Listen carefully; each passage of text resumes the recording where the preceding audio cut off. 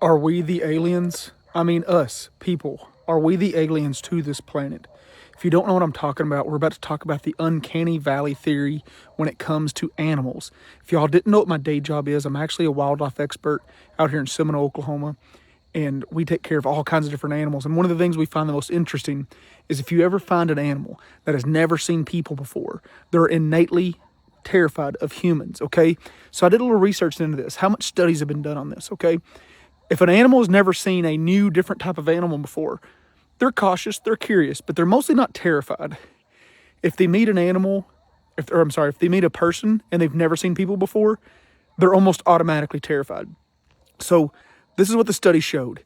It showed that they would take prey animals, rabbits and squirrels, different types of prey animals that had never seen lions or tigers and, different things like that. And they would play like a tiger roar, little to no reaction. They'd play like a lion growl, somewhat a reaction. They would just play a human voice, terrified. And these are supposedly animals that have never seen humans. So if we weren't originally here, I think that's why they would be innately afraid of us, okay? Scientifically, I don't know if you know this or not, 2 to 7%, so somewhere between 2 and 7% of our DNA, that's the estimated number, they cannot find in any other living creatures on this planet. No fungus, no plants, no animals, no fish, no, bugs. We have between 2 and 7%. And the reason why that number varies a little bit is they for sure know there's 2% that's definitely not out there. The other 5%, they're like, nah, we're still looking for it. It could probably be out there. We just can't sequence good enough. But they know for a fact, stone cold fact, we have 2% DNA that cannot be found anywhere else, period, at all. Not in other primates, our most similar relatives. And we seem to have unique traits to us. Okay, so our brain actually has a slightly different genome that lets us hold on and compact information way better than any other animal. Like, weirdly enough, octopus also have this. So us and octopus do share that, and that trait is extraordinarily rare. Like, even like chimpanzees and stuff don't have it. Octopus, humans, we got it. And everybody always says that octopus are definitely aliens. Like, they're not supposed to be here. Like, octopus are so different than any other animal that's out there. And they do share DNA with like squids and other mollusks, but they also have about 10% of DNA, which is more than us, that cannot be matched to any other animal on the planet. And we do share DNA with octopus, which is kind of strange. But they have 10%, where we have between 2 and 7%. It's pretty wild. Now, if you've never heard that term, uncanny valley theory, it's the theory that when you see something that looks right, but something's off about it, like they mostly talk about it with like AI or robots or animatronics. Like, we as a human, we might see something that looks human, and we're like, don't think so. Something's odd about that.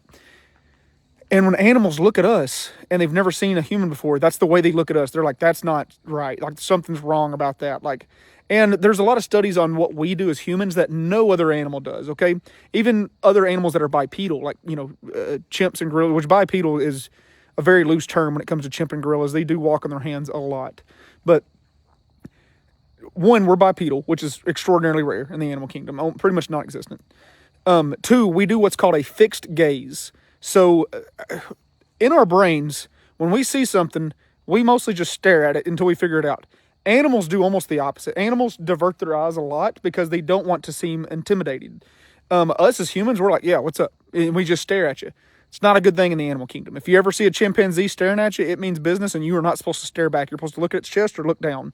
You don't want to look away, but you don't want to look it right in the eye, okay? Our vocal range is extraordinarily high. We do what's called a chaotic walk. So when humans walk, if you find any two humans, almost nobody walks exactly the same as somebody else. We might do different things with our hands, our feet, our pacing's different, our head's different. Where most animals, you can take 20 foxes and they'll pretty much all walk the same, act the same, do different head tilts, do different, and it's all the same stuff. Humans, you can take 20 humans, throw them into the exact same scenario and situation. They're going to walk different, talk different, act different.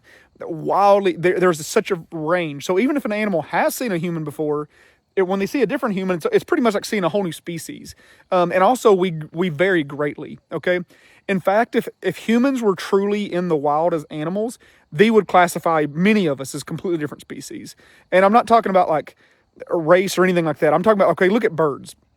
They'll take a bird that looks identical to this bird and has pretty much everything the same, but that bird has a little bit of yellow feathers on its chest. So they'll just classify that as a whole different bird, okay? So humans, I mean, you can take some humans on this planet that are in the mid 6 foot range, right? And they're huge and hairy and burly. And then you take another human that's barely 5 foot and not hairy whatsoever, very thin. Classification wise, they look completely different. To an animal, they don't register that as two of the same thing. They register that as completely unique experiences.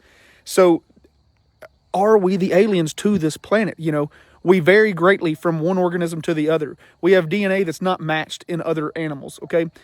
Other animals look at us like we are an alien, you know, like it's just, there's so much stuff out there that points to this is not our home originally, or if it is our home originally, we have greatly changed from what we once were.